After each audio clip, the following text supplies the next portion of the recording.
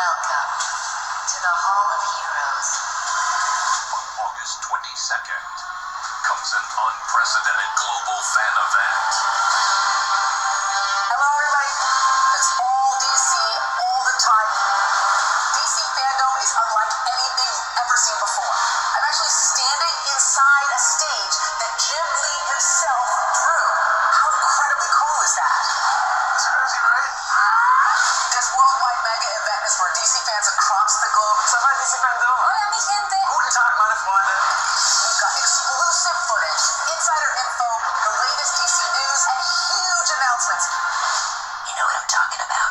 There was no way that I could come here and not bring a look at the movie. There's so much cool content to look at. That was a really special episode. Designed just for you, the absolute DC fan. That's amazing! There's something that I can show you. Exclusive content!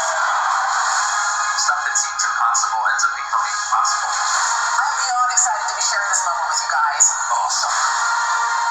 Hang on tight, because we're about to whisk you around the DC fandom. You guys ready? Let's get this thing started.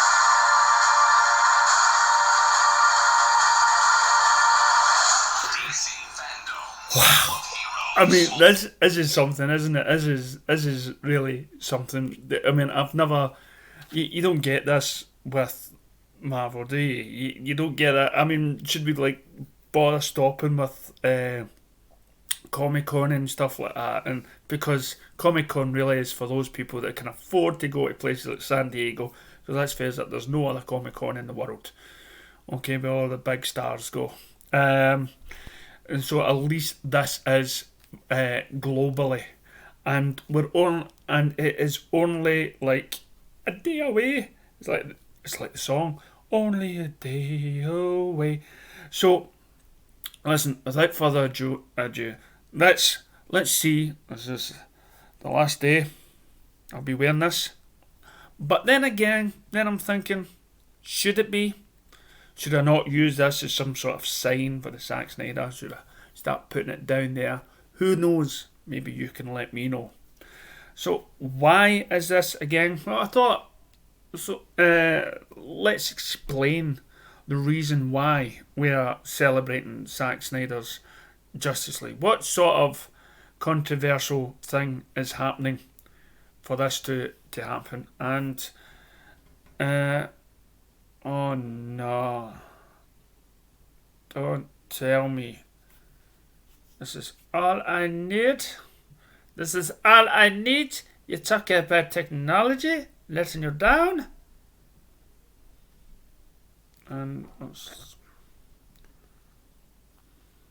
there we go.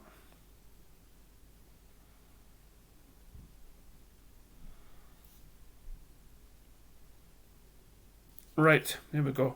Why the title of Zack Snyder's Justice League is so controversial. Right? This is from Screen Rant. Zack Snyder is pushing for Zack Snyder's Justice League as the title for the upcoming Snyder Cut, but there could be some legal issues. Zack Snyder is pushing for his version of Justice League to be called Zack Snyder's Justice League, but the choice may prove controversial and could even run into legal issues. DC fans will finally be gifted with the fabled Justice League Snyder Cut in 2021 when the director's version of the movie hits HBO Max, ever since the theatrical cut proved one of the biggest cinematic letdowns of recent years, largely due to meddling from Warner Brothers. Yeah. And misguided reshoots helmed by Joss Whedon. Yeah. Fans have been clamouring for Snyder's original vision. The news that such wishes to be fulfilled in 21 has caused quite a stir. Anticipation for the Justice League Snyder Cut is almost as high for the original theatrical release. Thus far, there have been no shortage of teases from Snyder, who promises a version of Justice League significantly different from 17's cut, aside from fundamentally changing the story, reinstating Darkseid as a villain, and promising to finally deliver a black-suited Superman. Snyder has also revealed that his cut of the movie will be released in his original 3.1 max aspect ratio he intended before, Whedon took over and chopped everything back down to the standard widescreen format. But one thing that's remained unconfirmed is exactly what the movie will be called. The Justice League Snyder Cut has sufficed as a placeholder among fans thus far, but it seems the actual title could be little more lofty. If Snyder has his way, the director wants the HBO Max version of the movie, which could be released in a mini-series format, to be titled Zack Snyder's Justice League. Usually such a movie would seem more than a little vain, but in the case of Justice League, and its widely publicised directorial issues, Snyder's choice of title makes a lot of sense. Unfortunately, just like with all things related to this movie, might not be all that simple. Zack Snyder wants to call the Snyder Cut Zack Snyder's Justice League, and by rights he deserves it. For a long time, the fan-led campaign to release the Snyder's version of Justice League referred to the film as the Snyder Cut. Back in December 29, I've stopped calling it the Snyder Cut. It's Zack Snyder's Justice League. The cut is something we started off with, and now we're actually getting Zack Snyder's Justice League. And back in December 19, just weeks after confirming his cut of the movie existed, the director released a hoodie, which I'm waiting for, and I cannot wait for it to arrive. If it's too short, I'll buy another one. I'll keep both. It just means so much. And when I got told that it was on its way, I cried. It just means that much to me. Across the chest, appearing to confirm the film's official name. Then in May 2020, it was announced that the Snyder Cut would be coming to Warner Media HBO Max streaming service in 2021. At the time, Snyder provided live commentary for his 2013 movie Man of Steel on the viral social media platform. During a post-movie Q&A, the director responded to a question about his cut of Justice League by announcing Zack Snyder's Justice League would be coming to HBO Max.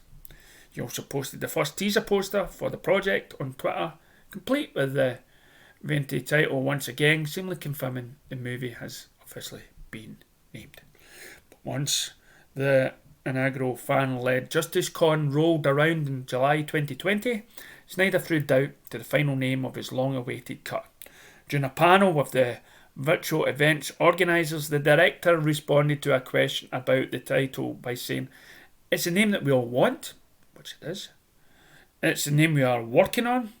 It's legal reasons it's restricted, but we're trying to work that out. As it stands, then, the name of the project is yet to be finalised, but Snyder did reveal that the final title will be announced at the upcoming DC Fandom event on August 22nd.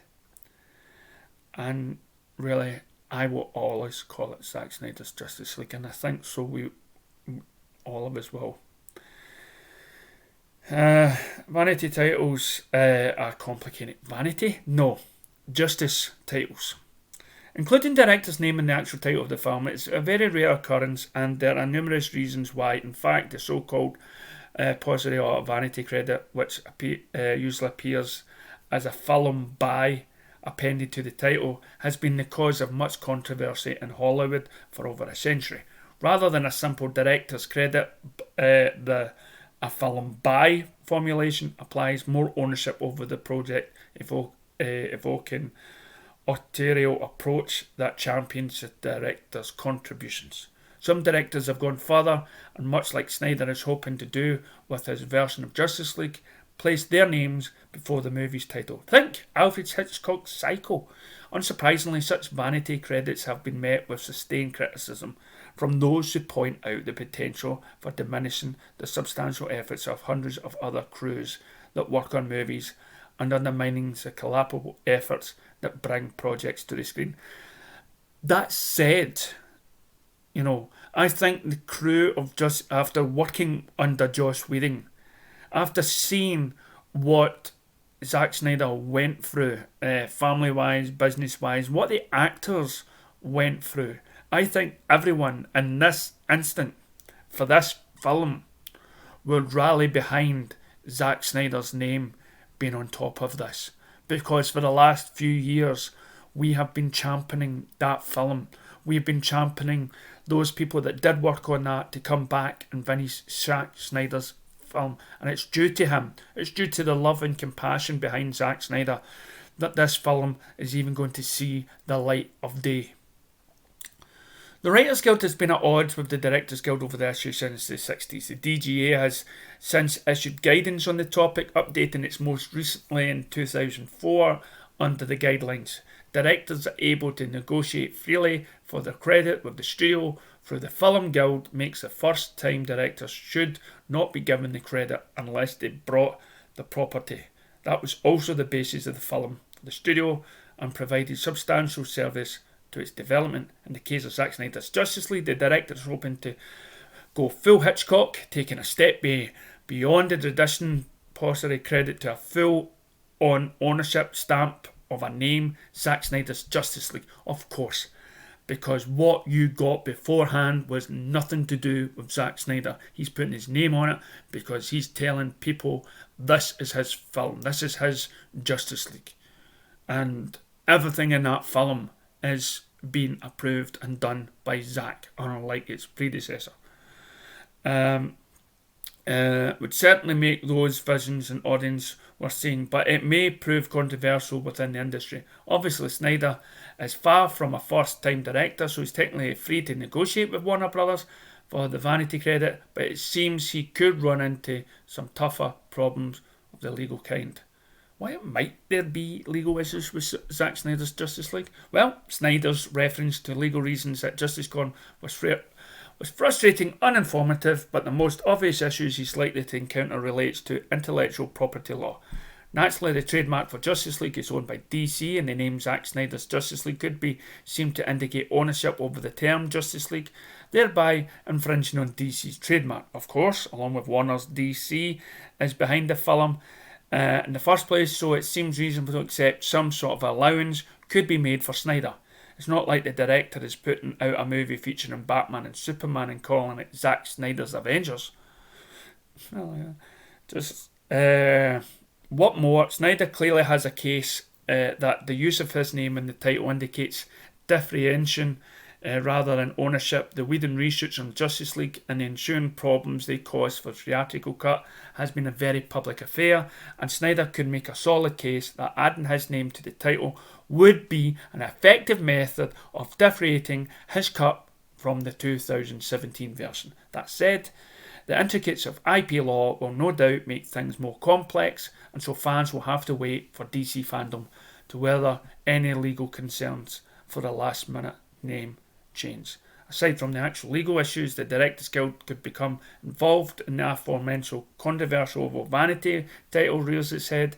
The Guild governs a lot of directors' privileges and would likely have something to say about the potential for Snyder's name in the title to overshadow the work of the rest of the film's crew. Such a case would be governed by internal appreciation, likely through the Guild, who would determine whether or not Snyder's name is both relevant, which it is, relevant to the content of the movie, and useful in terms of its marketing. Yes, it is. The Snyder campaign. Yes, it is. Considering a high-profile campaign to bring the Snyder Cut to fruition, it's likely the director will once again have a strong case that his name is not only relevant to his version of the movie, but also a significant marketing tool for HBO and Warner, especially considering his revelation during JusticeCon that the anniversary Twitter event on November 17, 2019 generated more mentions for the Snyder Cut than any Warner movie in history. Despite Snyder being the credited director of Justice League, it's common knowledge that this was a more courtesy than accurate credit. Snyder did not direct any scenes in 2017 version of Justice League, and the parts he did oversee were fundamentally altered, both in terms of the place in the narrative and literally and how they looked, with Whedon chopping Snyder's IMAX aspect ratio down to a widescreen size. But as was the case with David Ayer's similarly ill-fated Suicide Squad, there was clearly an original version for Justice League lurking somewhere. Yeah. And all those naysayers said, no, it doesn't exist. You're going to destroy Hollywood if this film ever gets out because it's set in unprecedented thing and all that sort of rubbish. And now what do we have? We have videos on YouTube's and everybody else either still hating it because they were wrong or trying to get on board the gravy train, which is Zack Snyder's Justice League. Beneath the Theatrical Cut, rework, edited and reshoot scenes, naming the HBO Max version, Zack Snyder's Justice League acknowledges the restoration of that vision, while simultaneously acknowledging Snyder as its custodian by including the director's name. Also recognises the long-running Release the Snyder Cut campaign that helped bring the project to fruition, which I've said from the start. Wow, that from Screen Rant, brilliant article, right? Hits it to the bone. So, please, cross the fingers. I will be watching DC Fandom as much as I can on a Saturday. I don't know what time it's going to be in the UK. I'll need to check that. Probably by the time that UK should be in bed, it's going to be on. I've already made a video about The Flash, and that's programmed to come on the day after, but I'll try to make a video on my reaction and a trailer reaction. Hopefully that becomes available on YouTube. Now for a slightly wee different story. Forget Batman, DC's Free Jokers one sells 300,000 copies. This mystery of Joker's free identities hasn't been solved yet, but already the books are shattering normal comic book sale numbers. One of DC's Rebirth's most tantalising plot lines has been the mystery surrounding the Joker's supposed free identities. Fans have been hotly anticipating answers to exactly what that means, but since Batman learned about it at the beginning of DC Rebirth, the mystery of Joker's multiple identities proved so compelling that it may have just helped a new book shatter sales records. According to DC Comics, Batman Free Jokers just sold 300,000 issues. The idea of there being free Jokers starting the aftermath of the Justice League storyline, Darkseid War. At the end of the story, Batman sat in Mobius' chair, piece of technology from the New Gods, which grants omniscience to whoever sits in it. Batman's big question for the chair was one that fans have been asking for 8 decades. What is the Joker's name? Though readers didn't hear the chair's answer to that question, they were shown Batman's reaction when he responded, "That's not possible." It would later be revealed in Batman's solo book that the chair told them that there were actually 3 Jokers. These revelations came in the middle of 2016 and the fans have been eagerly anticipating answers ever since. It was only recently that DC promised those answers with the publication of Batman 3 Jokers from the writer Jeff Johns. Well, listen, I'm not going to bother reading any more of this. Have you read the storyline? Have you bought the comics? It's the first time I've heard about this. I've heard whispers. I did see it. I remember seeing that panel. I didn't look into it because I didn't believe they were actually going to tell you anything. Did they? Let me know in the comments below. Let me know if you're excited for DC Fandom, what you're hoping to find out. Maybe it's not just Zack Snyder's Justice League. Maybe it's something else, TV show, cartoon, whatnot. Let us know in the comments below. And thanks for watching. Catch you next time.